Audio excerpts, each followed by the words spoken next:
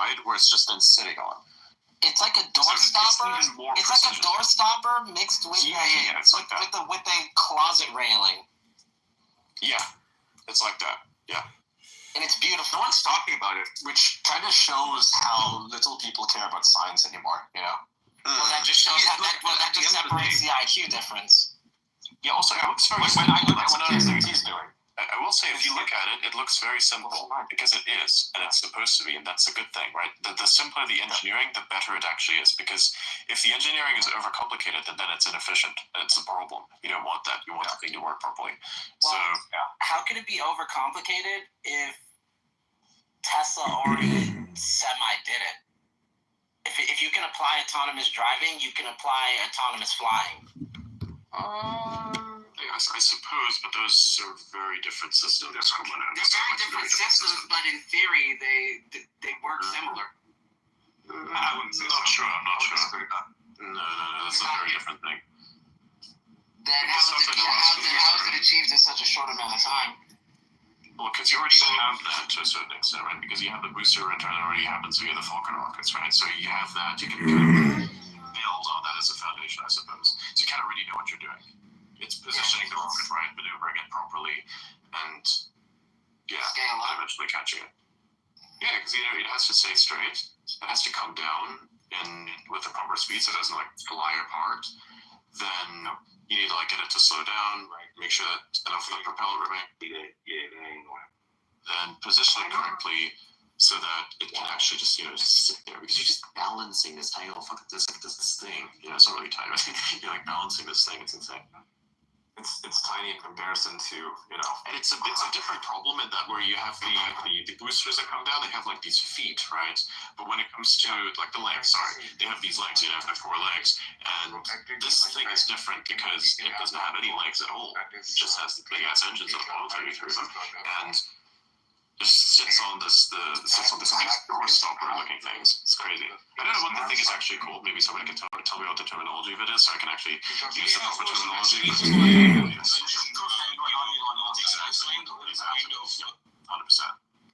It was cool to me. I don't have no. Or maybe it's just quizzing us. Look up ChatGPT. You called me, but we was talking about motherfucking I just called you a little bit ago. Oh, my phone. I got to figure out what I didn't like. I didn't like that every time. We always had this dark side conversation. Y'all went way into the middle of fucking awards to say who the fuck dark side and when. We already had this motherfucking conversation the last fucking couple days. But it's the goo in the goo now, and I fuck with woke. That's my baby. But bringing up woke in this dark mainstream conversation. I'm talking about when Larry was. I think Larry won the first award, and they started saying little shit. Then that's when Larry was like, "Hey, I don't know how motherfuckers be opening. Open up these motherfucking rooms and shit like that. You know what I'm saying? They always want to know I'm gonna be honest, Drew. I feel like, and I'm gonna just say it. Or whatever. Hi, my penis is circumcised and I feel natural. It's okay. You can. Is this your new account, Clown? There's no I was the 2024 Clown House Troll of the Year, the 2023 Clown House Troll of the Year, 2020, 2021, 2022. I'm the troll, the Clown House Troll.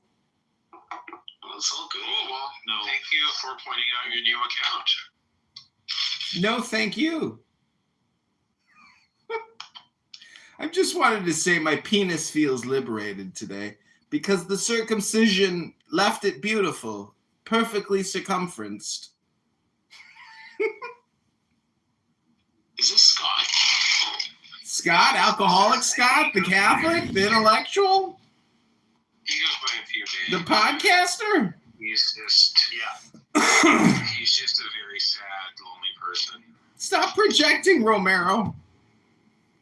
No. If it smells like a lonely person, if it walks like a lonely person, if it talks like a lonely person. The fuck, bro? I just got laid the other day. Doesn't mean you're not lonely. I'm not lonely. I got Clown House. Why are you here then if you're not lonely? I'm just gonna text my girl. Sweet dreams, beautiful. Okay, cool. Hope you had a nice party. I'm lonely. Romero knows the truth. I do. I've had my finger on the pulse when it comes to you forever. Really? Is this the same guy? The first conversation I ever had with you, I was like, wow, this is such a sad person. Really? Come on. Yeah. I see you as a sad, broken person. Holy shit. Why? How am I broken and how am I sad? Because you're here begging for my attention and other people's attention. Because if you just talk normally, maybe people wouldn't give you the attention you want. Really? You have to put on this performance. Mm. And it's just sad. Mm. Like, I never find it funny. I'm always just like, fuck. Annoying at best, tragic at worst. I'll agree with you on the annoying part for sure, without a doubt. But what is that? That's a cry for attention, right? And the fact that you came in here looking for me, Looking for you? Ooh, red flag, red flag, red flag, red flag. No one's looking for you. I think you've had a crush on me for a while. A crush?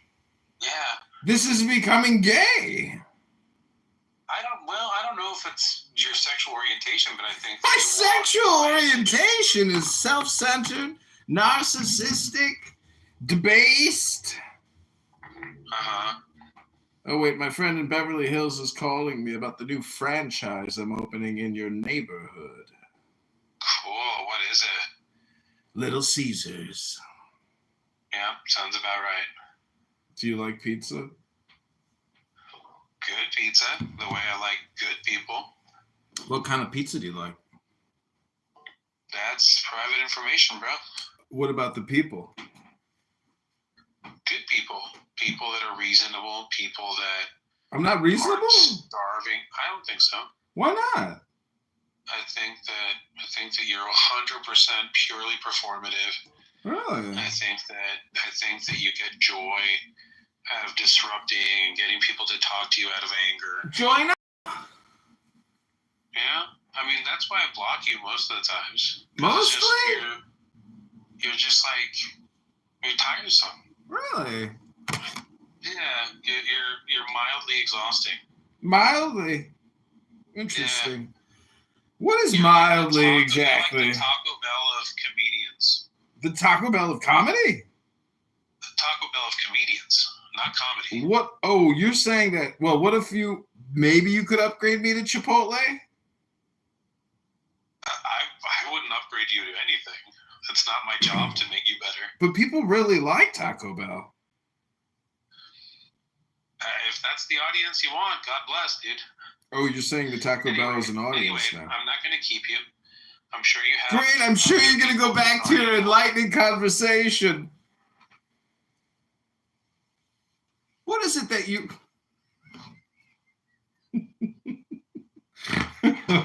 You got to have haters.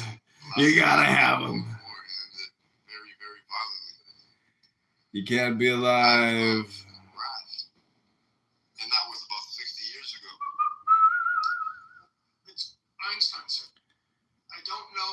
Okay, we'll talk to I think now it's 500. They've culled it down for whatever reasons. And then they say, I'm going to bring these kids. They're going to become, I'm going to give them multiple market exposure. So where these kids would, typically pick a region like MEA, for example, Middle East, for example, Africa, for example, North America, and they'll keep rotating these talents. Once they develop sufficient vocabulary and understanding of the market, then they'll be asked to specialize. So there is a geography specialization, then there is an industry specialization, and then they move these kids around. So by the time they're 35, you have 500,000 young kids who are already seasoned in many markets, many industries, who are ready to take over the mantle at the board. This is very important. important. It's very, very important. So I think that the Hindus, the Indians, Hindu, Muslim, or Christian, whatever. I think the Christians do a better job of this. Through you look at seminaries and all that, they do a wonderful job at this. That's why we should not have any dislike for. We should learn even from those that we don't agree with. See what they do right, what they do well, and then we should look at embracing that and emulating that, and not change ourselves. There's nothing wrong with that. Correct. So I think in the politics, right, this person holding a portfolio of certain thing must have maybe worked in the far different state at least for a couple of years or maybe 10. At least a couple of years, and then he will be entitled for something at the center. How about that? Think about yes, that. And one of the things that I have been thinking about here is, like, you look at UPSC, and Quran, welcome to the house. You look at UPSC, for example. What they do is they have something called as Bharat Yatra. Are you familiar with this? No, I'm not. Okay. So this was entirely created by the British, right? It was conceived, the UPSC system was conceived by the British in Britain. So what they do is, once you crack your UPSC exam, you will go for a 1-year train journey across the country. It's called Bharat Yatra. So where you're positioned in multiple districts, multiple states, and then you get to learn about the local culture, local innuendos. Then you're posted, and then UPSC postings are such that you could be a guy from West Bengal, but you could be posted in Tamil Nadu, and you typically retire in Tamil Nadu. You work only inside Tamil Nadu, unless you get a central posting where you'll be extracted from the Tamil bureaucracy, not Tamil, but the central government bureaucracy in Tamil Nadu. You'll be extracted and you'll be given a central posting. Like, for example, it also happens amongst IPS. Ajit Doval was an IPS officer, but then he was, extracted into the center, for example. That also happens. So your joint secretary level at the center, all these guys are guys who were originally UPSC IAS officers, but they were carved out of the local system. They were moved into because they're good. So similarly, so they go through Bharat Yatra, then they they don't pick, they're allotted a region, and then they just work there. Then they go from collector to all the way up to joint secretary to chief secretary after that. That's how they work. Similarly, it's not a bad idea to emulate for the politicians, which I'm reading this back into your point, and something that's very close to my heart. Wherein what they could do is to say, okay, you're an aspiring MLA, what is the first position? It's councillor. So you start off in politics officially, the first position is councillor. So the moment you want to enroll as a councillor, you should be sent off for a 2-year discovery program where you're posted in across the country 6 months, you're rotated, or maybe 3 years, whatever. Paid very well, stipend is very, very good. Where you go, you understand other regions, their compulsions, they're also Indians, their problems that they have, their domestic issues. So that by the time you come and you're ready for being elected, you've gone across the country. And what that does do is the Tamil MLA or the councillor will not sit here and talk shit about Karnataka as though he's a pariah. And the Kannadiga guy who's an MLA there would not be so cruel sometimes to the Tamils by not releasing water. For example, one way in which this could play out. So you develop more integration, more empathy, more understanding of Indian districts, and look at India as a whole and not Tamil Nadu as its standout part. So one of the things that we could do is to, like Deloitte does it, we could say, okay, so every year up to 100,000 people can enroll for this. And then we find where they could be buddied up with outstanding exemplars and, you rotate them. So the Indian next councillor class is truly deeply understanding and reverent to what this country does. They won't make stupid mistakes of throwing the country underneath the bus for political gains, because they've gone through the process. Yeah. So I'm currently working in a company, right? I'm going to get I'm taking knowledge from a lot of different people, right, from the different sectors. So I can see the perspective, right, about the project and whatnot, right? So because it is so awesome actually. I can tell you, but it's so good. So because the different people have different perspective, and then you should have art to bring it out actually, right? That perspective. Because they could be hesitant, but then all people want to talk about what they're doing, and you should take the maximum benefit out of it. So that now you know a lot of different directions, how people are thinking. So there are all the people from different sectors, and I can say what do you think about the future of the project, or what will be the coming things actually? And they all have a different things to say, because they pursue the project separately, on their own. So somebody would, and I'm into IT, right? Somebody would talk about the coding, somebody would talk about the control, somebody about the moving of the business, right? So what happened? I get a lot of different perspectives, and then I can connect the dots to, and then I can share those dots, right? So that people within those things will aware of the other's viewpoint, and then I say, let us combine, and have it in one meeting. Now you see that how the interaction takes place, and it is so beautiful, so beautiful. I say it's awesome learning for me. Hey, I have a question for you. When you can plural, Ashish, I have a question for you. Hey, Quran, what's up? So I don't know if you've been following this Elon Musk H-1B visa controversy on X, and I'm just, in terms of bringing high-class quality workers into the United States to earn a lot of money, work in AI, work in engineering, and then go back. Why doesn't the governments, have some type of system which is supersedes H-1B visa, where there's a cultural and exchange, not just one way, but people from America also go to India to learn, engineering and software, etc. So, why is it one way? I know why it's one way, because people follow the money, but I'm saying, the government would supplement, the exchange of high quality, but government sponsored. That's a very interesting idea to be mooted, but I would submit that and I've been to the US many times, right? And I've worked with Americans and worked with them previously, and I understand this beautiful country in spite of all its flaws. I had a chance to go to 50 cities in my journey. It's just a beautiful place. I love the people, but it's got its flaws. But the thing is, one of the reasons why America is America and being firmly placed out of India, I have no problems in admitting to that. One of the reasons is because even if you grant that 70% of Americans aren't the brightest ever, 70% of any population isn't, but particularly if you grant, hypothetically, the 70% in America rank stupid, hypothetically, the top 20% of America are world beaters. There is no equivalent to Henry Ford. There's no equivalent to a Steve Jobs, to a Bill Gates, regardless of the politics. There's no equivalent. And that's because of two reasons.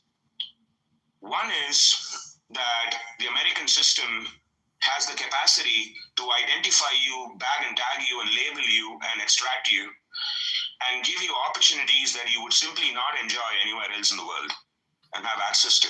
That includes infrastructure, mentoring, coaching, as you know, and just opportunities to make money. And the other is a unique phenomenon, which is interdisciplinary collaboration. It's unique to America. Apple is not just a piece of tech, as you know, it's also a work of art. And then you bring this kind of excellence in Wall Street and then into the military industrial complex. Then what you get is horizontal integration between multiple industries with the top 20 percentile. That is a unique fortress to be breached. Won't be breached for a while. So now you got to position the bright American kid and moot the proposal of moving this kid to another country. And would it serve that kid well? My hunch is, well, culturally it could lead to a lot of good things, and I see the utility of what you're saying. I think it's a good idea. But in terms of access to infrastructure, training, MIT, for example, India has IITs, it's got wonderful universities, but they're only 20% of the overall supply in terms of quality of students they create. So I don't know if it would serve the American cause by bringing these kids to Indian universities, even if they're good, because the really good American universities, they're a whole other league. So as much as I like the idea, I wonder how you'd respond to something like that, Quran. No, I mean, I go from the reference point of that there's not a speck of dust out of place in the whole universe, but because India and the United States are linguistic transfer, it doesn't overlay in China. So there would be huge synergies by doing a sponsored exchange, meaning, you focus on the top 10 industries or the top 3 industries. I mean, it's just basically STEM, but geostrategically aligned, I guess, would be IT security, military industrial defense, and energy or software, whatever. So I'm just saying that as an American, if you work at Google, you are working with people in India on Google Video, and doing meetings with people in India. So the one-to-one with India is already happening, but it's not happening with China. Yes, I think Indians Indians generally speaking, are known to be friendly to foreigners and not skeptical about them. And it's remarkable because, in spite of generally speaking be extremely circumspect about positioning Indians as victims of history, I would not do that. But generally speaking, in spite of being colonized and being violently assaulted upon, the Indians haven't gotten into the habit of looking at foreigners with a degree of skepticism that the world will forgive them for should they indulge it. And don't be poor and never romanticize poverty. But if you must be poor, be Indian poor, because you're not pissed off with the world. And there is a gleam in their eyes, an enthusiasm and the smile of simple people that don't even have food, which is not pissed off with you. And I think that's a great quality to have. And the reason why that becomes important is because I can see and Americans aren't any different, in spite of the tumultuous times, Americans are generally speaking warm and friendly, and they can surprise you in so many ways that you never thought human beings can surprise you. So there is a utility towards this kind of an exchange, identify strategic industries, complement each other's capacity instead of competing. So America has a core strength, then instead of vying for a technology transfer on that, an IP transfer, what Indians can do is to see how can I complement you? And how can we make the United States of America and the Republic of India an integral supply chain, where both would stand diminished without each other, ergo both would be gaining with each other. I think generally speaking, that would be a great idea, and I'd love to learn from you as to what else you have in mind to further embellish that. Yeah, I love the statement that India is the biggest democracy on the planet. Americans are so self-centered, they think that their form of government is actually what it is.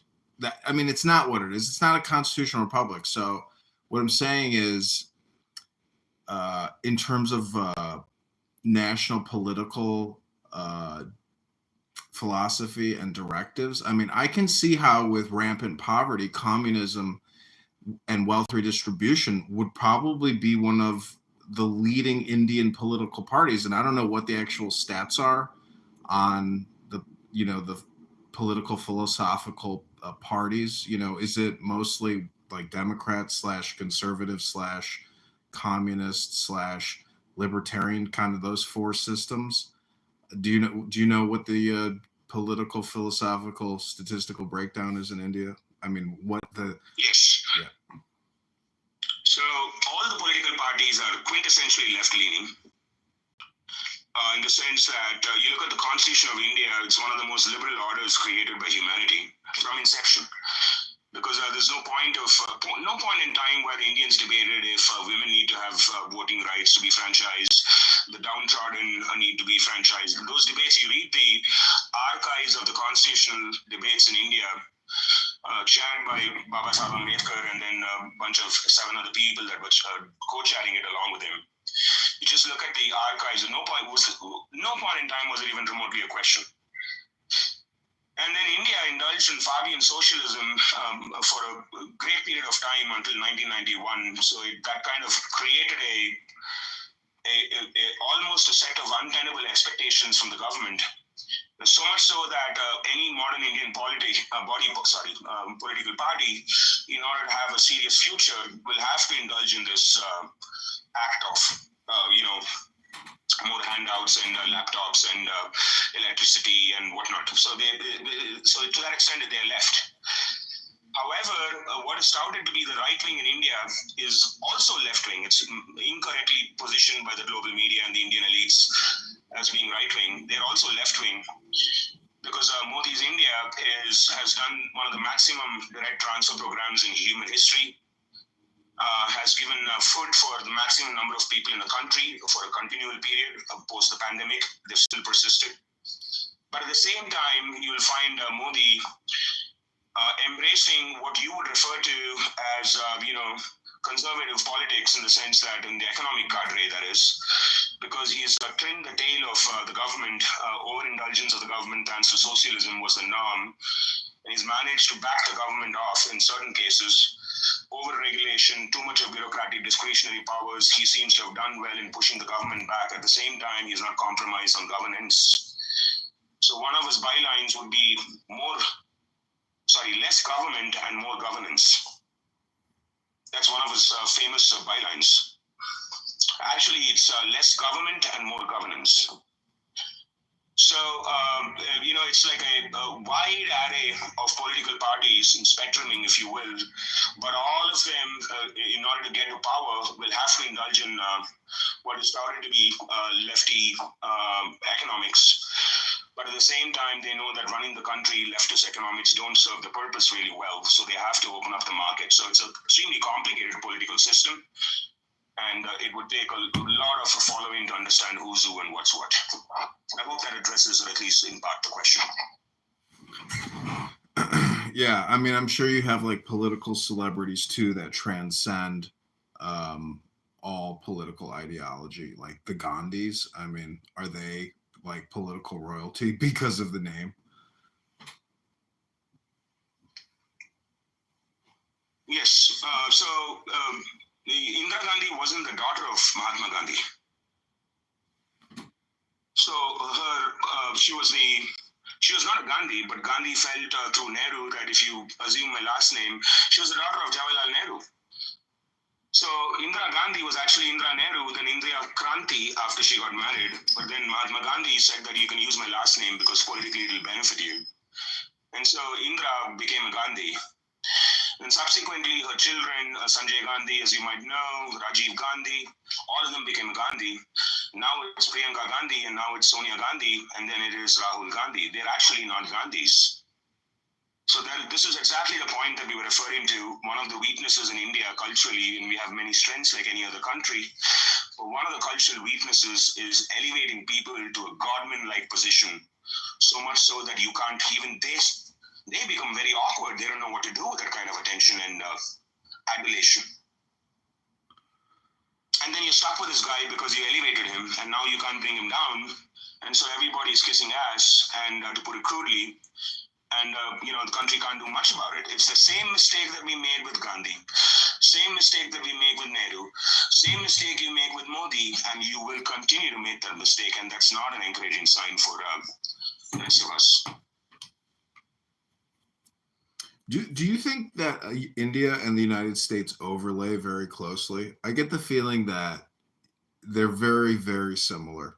I mean, almost identical, except for the language. The language is essentially what I'm saying is the I guess the political, philosophical, economic theory of both countries, I think, overlay very closely. Yes, the fact that man includes woman for all practical purposes, but man is conceived in the image of God, and that all of you are equal, at least in front of the law and the Lord. You are equal. Nobody is better than the other and should never be in front of law. I think those are tremendous parallels and commonplaces that both these countries have, no question. Politically, India and America, as you might know, have been on either sides of the gateway. But I think now history has given an opportunity for both these countries to take a step towards each other. Both of them are waltzing a little awkwardly in the dance floor. It's like meeting someone new and you don't know what to do. Particularly if you have to dance for the first time. So some of that is happening. There's some skepticism, there is some overhang, some trauma. All of that is manifesting at the dance floor where the music seems all right. And I think that would be a reasonable way to summarize where the two countries are, the bureaucrats and the bureaucracy and the foreign policy pundits, of course, the politicians, the commerce guys, US Inc. and India Inc. But the Incs have kind of transcended better than most others because corporate America is deeply invested in India, as you know, and corporate India is deeply invested in America, again, as you know. So the entrepreneurs and professionals have crossed over really well. The cultural influences on either side has been impressive. America is still touted to be aspirational in India. American movies are deeply followed. Americans are adored. Anti-American sentiments in the public sphere is non-existent. India is one of the most friendly countries for Americans to travel into, to conduct business in. And vice versa, where Americans have taken a keen following to yoga, to Indian mind sciences, philosophies, theories. Ayurveda is huge. So each of them have a moat, which is their own. Each of them seem to be more than willing to exchange it. But the political sphere, and more importantly, deep state, are deeply circumspect and skeptical about each other.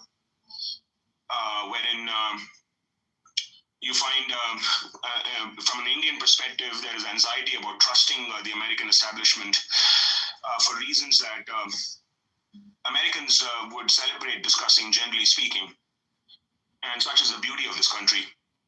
But there's deep anxiety amongst the Indian deep state saying, can they be trusted? Will they throw us underneath the bus for the gains? Now it's China, tomorrow you could be China, who knows? Kind of a deep skepticism there. So India has to, by definition, try to befriend as many people to buy insurance for her. But doesn't deep state primarily deal with the state itself and not necessarily other deep states within other states? I mean, that's kind of what the deep state, right. Yeah. Absolutely. And that's the reason why the art lies in lifting the veil and seeing, yes, the US deep state operates through the US state, you're right. But then when the Indian state is operating with the US state, they also are cognizant of the fact that this is actually the deep state. So the circumspectness, if you will, from the Indian side seems to be, without reasonable doubt, that the American deep state can't be trusted on matters of national security and vital interests. As a consequence, they need to, again, almost like buying insurance, they need to figure out the Russia-India equation, so they're heavily dependent on that. And the last thing that India wants is Russia to be completely usurped by the Chinese and become a vassal state. That will be a net loss for India, given its foreign policy posturing. So we got to allow the Russians to be further usurped on the one side. On the other side, we've got to open up our arms to the Americans. And, the skepticism across the spectrum saying who's who, what's what do they really want?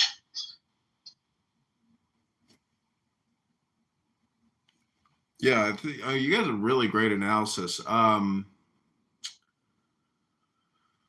Yeah, I don't know. I mean, is lifting more Indians out of poverty,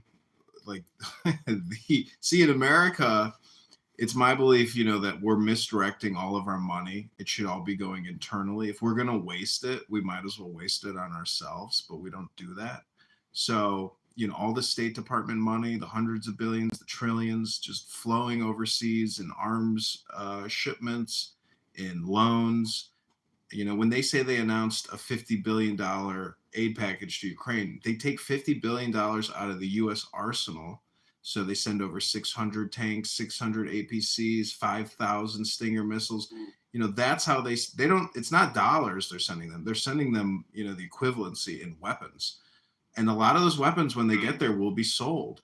There's a lot of corrupt people in militaries, that are already getting paid by the U.S. government. All the pensions, all the salaries are being paid by U.S. loans, which will be forgiven, and they're already forgiving those loans. I'm just saying that, we have that first world problem. But when you look at the numbers in India and you see the hundreds of millions living in poverty, below the poverty line, whatever, I guess standard, it's arbitrary, but you see these videos of people on YouTube going up to people dying in the streets, giving them a bath, cutting their hair, giving them a new outfit.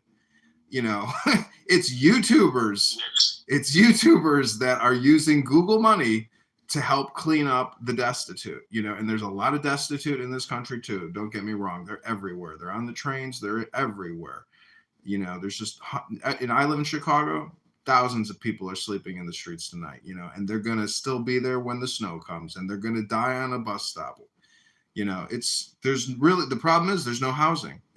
There's nowhere to go. You could go to a shelter, I guess, but maybe they're at capacity.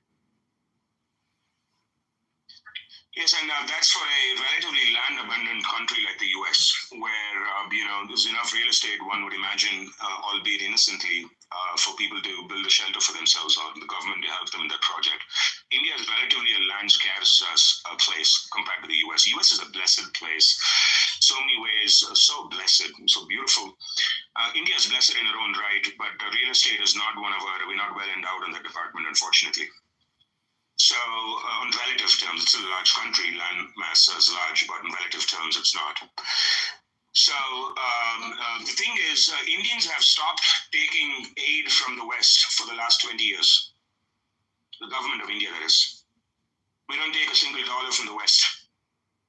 What we do is we have limited money. We spend it in ways that we think is fair to everyone. We have to find a balance. We've started inviting investments which will create jobs and skills and an honest day's work. So we will not appeal to the philanthropical nature of the West in order to progress. We want to do the hard work, and we want to make the sacrifices, and we think that's dignified for our people. We're not going to hide our poor. We're not communist China. We're like a life partner you'd expect from.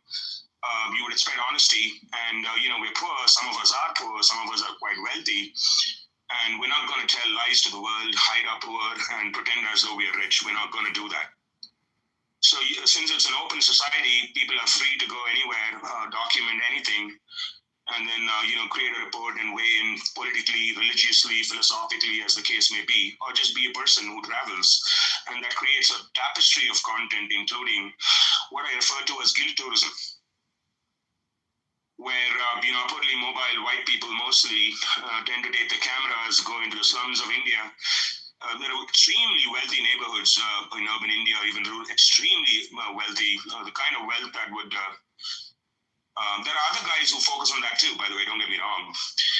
But, these guys, they kind of prod on the Westerners who are otherwise innocent, who feel guilty about the affairs of the world. And what Google gives them is a byproduct of this white guilt that they're feeding.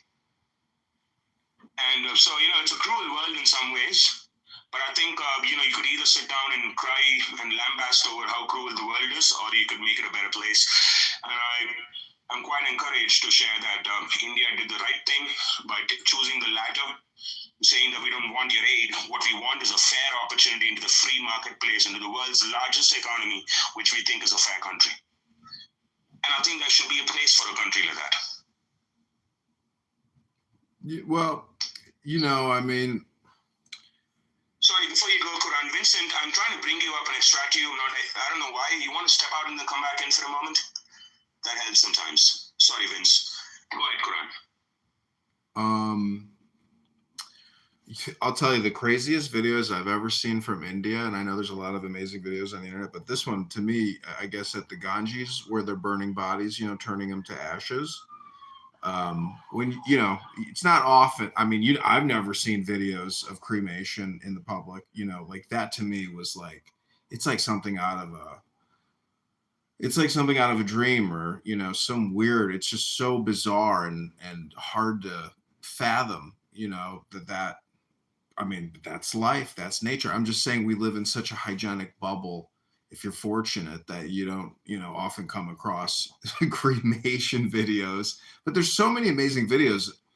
There's like this roving band, and they do all the deities, and they have fire spewing out of the headdress, and it's very shocking and just incredibly awakening. So I just find the culture amazing, how it's dark and scary, but it's all, it's actors, but it's really just like waking you up. I mean, it's something out of the totally out of the ordinary. So it's just one of those wow type moments, no matter whether you're a native or somebody watching it on YouTube halfway around the world.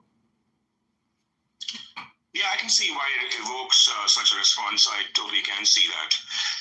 And years ago, I was in a nightclub or a pub in Chennai, my city, which is where I live. And I saw this, entourage of 50 or 60 people that were walking inside, and it was a bar side that I was seated in. And these were Americans, and they were all around me, just generally, in the sense that they were ordering their own drink and doing their own shit in a pub. And we started talking, which you'd usually do. 1 second, please. Somebody's at the door.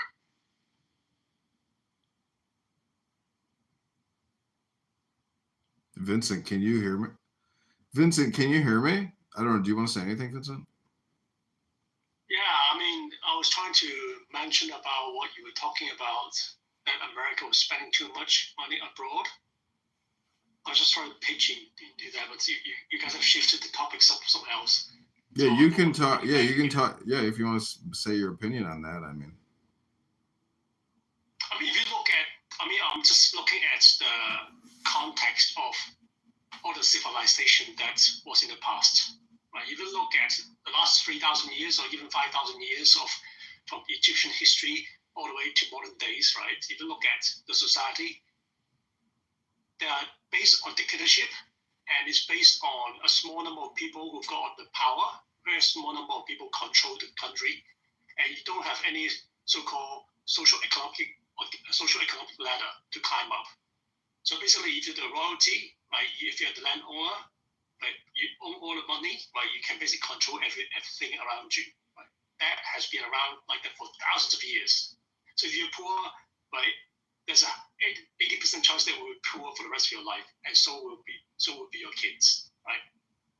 Only when we have entered the modern age, right, like in a Western society, that you start to have the so-called social ladder mobility, right? You can be nobody today, right?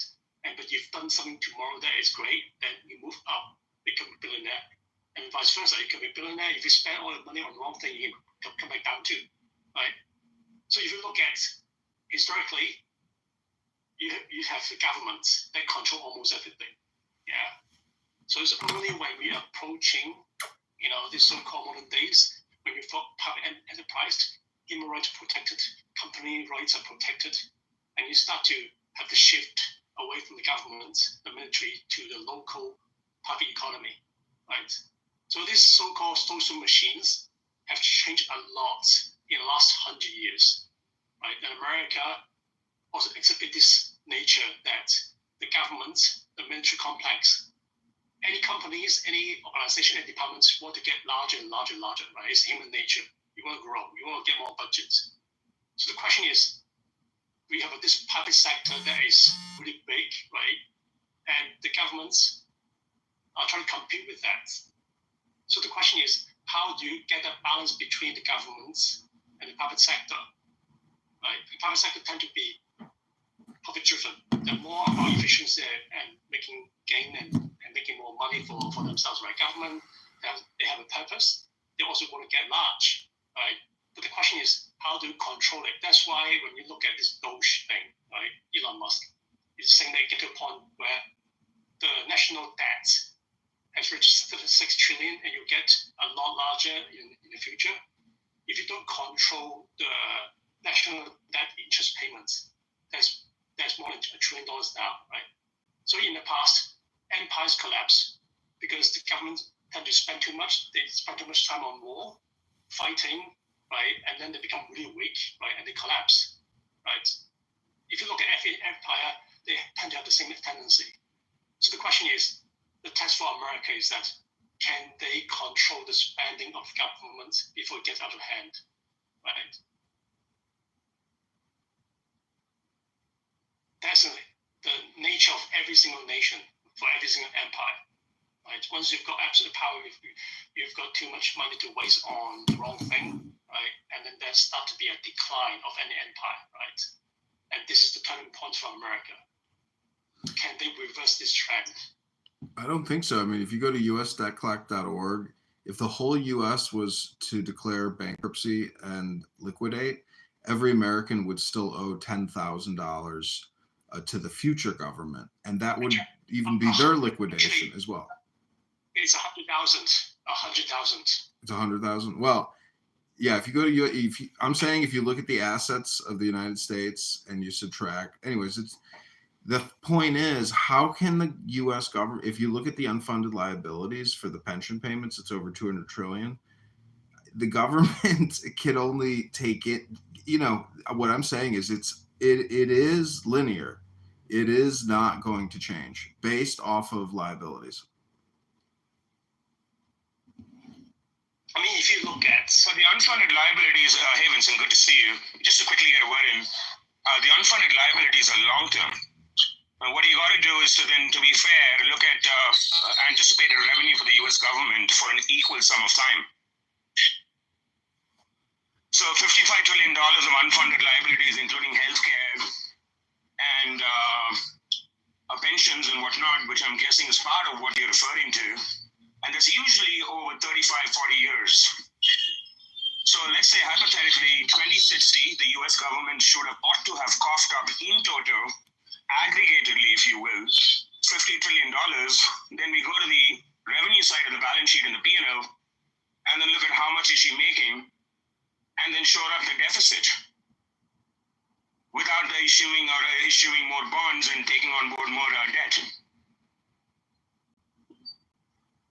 So the US government makes about $4 trillion in direct tax revenue, from individual tax revenue, and has 65% of the population integrated with the taxation net, which is an impressive feat.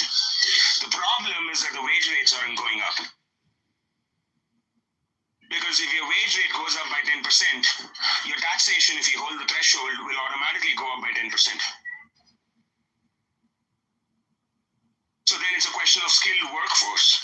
How do you get the average American person to be considerably more skilled and ready for the 2050 economy? To me, clarity, operational, a one-line thing where everybody understands what needs to be done, and then America has the capacity. I don't understand cynicism about America. I don't. I'm not even American, but I don't get it. I spend time with some of the CEOs. I find that their spirit has been broken. What's most hurting is that the spirit of this country has been broken, and it's a painful sight to watch. I just don't get it. You're saying the spirit of America? Say it again, please. You said the spirit or I guess the state of mind of America is broken? Yes. Because I've been traveling to the US since the early 90s. Good Lord, it was a completely different sight. And sometimes if you're in the country, you don't see the beautiful things. You build a callus to it. Like Indians build a callus to a beautiful culture. We don't even care, we just drive past it. But for the guy who's from outside, it's a spectacle. So 1990s, early America, you should see the body language of this guy. He'd walk into a gas station, fill it up. It was just incredible. Now you look at people, they seem broken. CEOs have lost, to some degree, faith in the American story. American CEOs.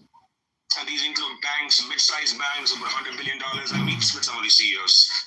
And I personally never thought there'll come a day where an Indian dude has got to remind an American CEO as to why he's got something unique going. I never thought those days would ever come, but it has.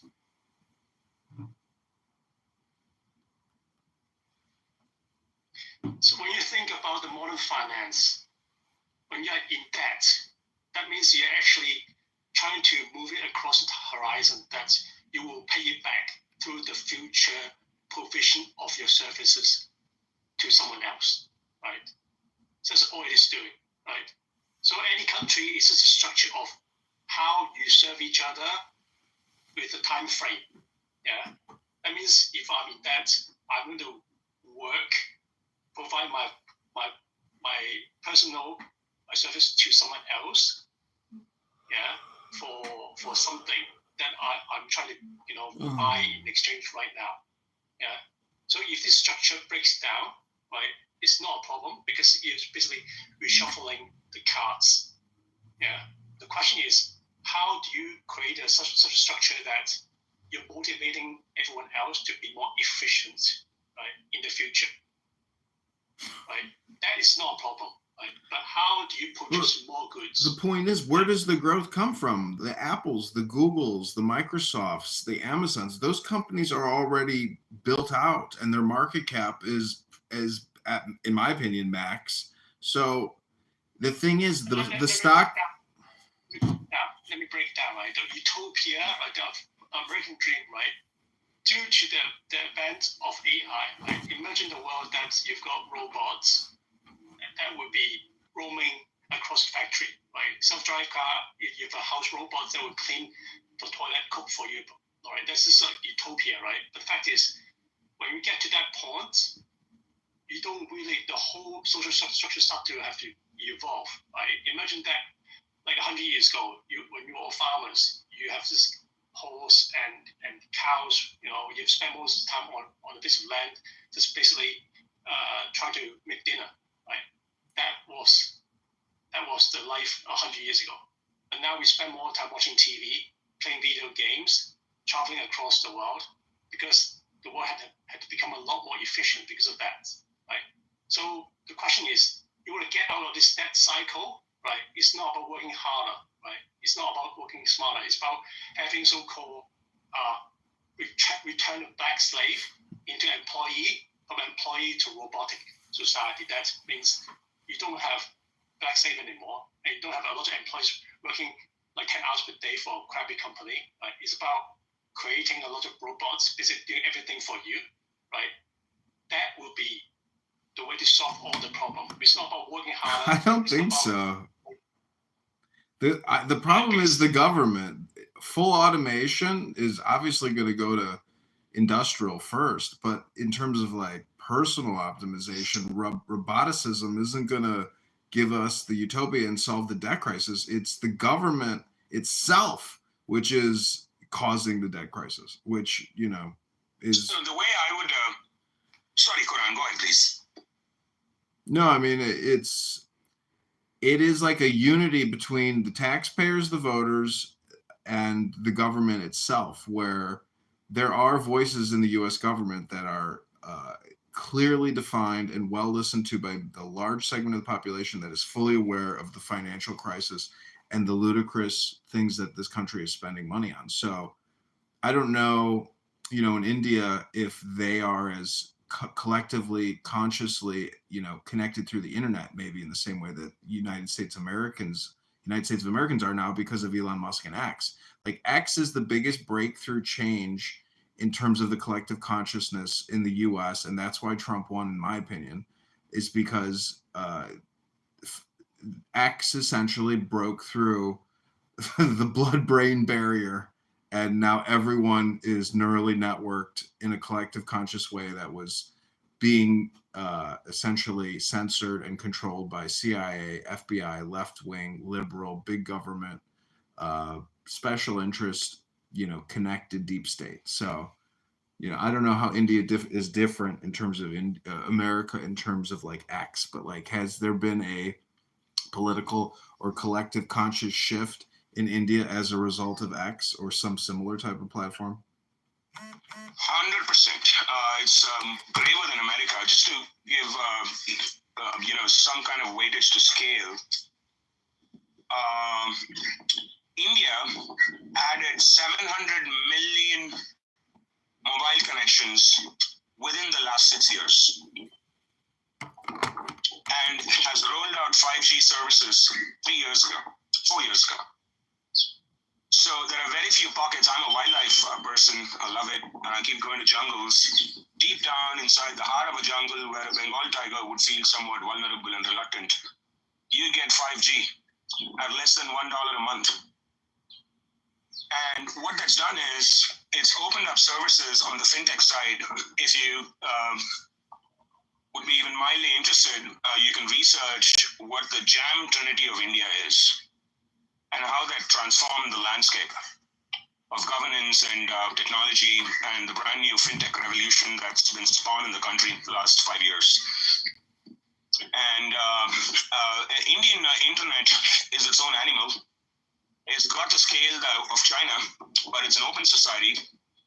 It's manslaughter in the sense that ideas get slain and slaughtered every day, and politicians are extremely, hip when it comes to using this platform.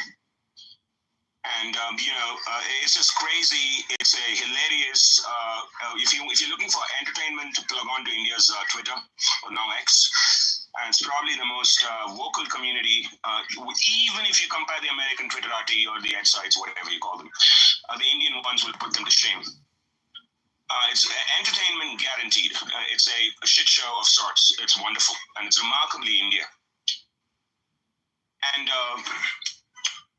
one of the things, just to give additional color to this, ever since UPI, or the Unified Payment Interface, which is peer-to-peer, mobile-to-mobile transfer of money, was introduced in India, I think it was in the 2017-2018 epoch, India topped the charts globally on number of transactions that transpired on peer-to-peer. So to put things in perspective, India had in 2022, 25 trillion transactions on peer-to-peer, mobile-to-mobile payment services in UPI. And to contrast that, the American and Chinese combined, although in dollar terms were significantly higher, but just to embellish the technology adoption rate, the US-China combined yielded 15 trillion transactions.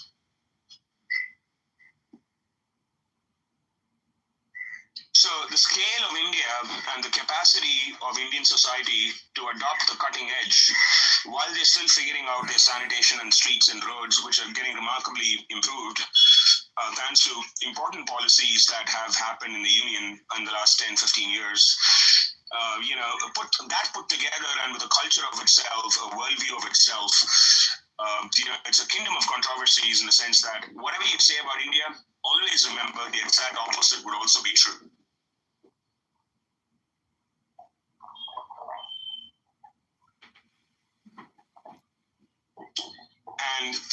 And just to finish and follow through with the story that I was sharing with you in the pub, where started chatting up with these young men and women, and where you from, what's the deal, what brings you to India, the usual spiel.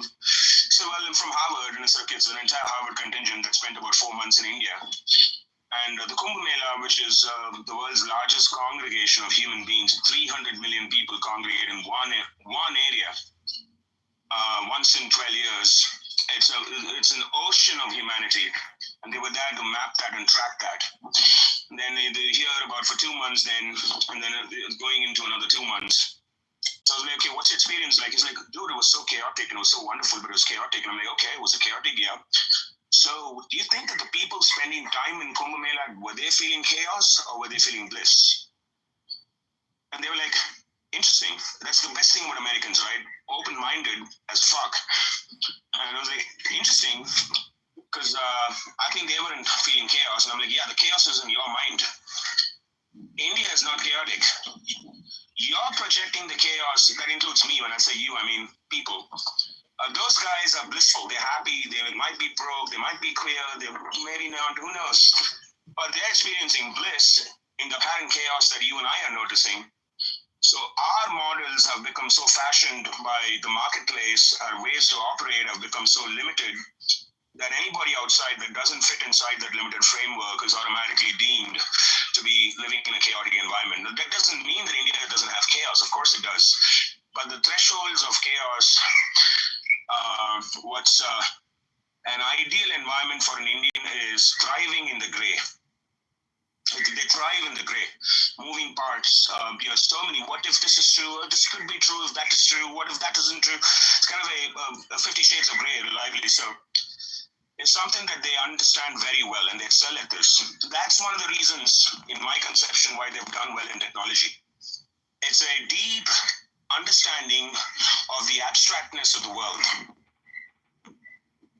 and that's manifesting as math.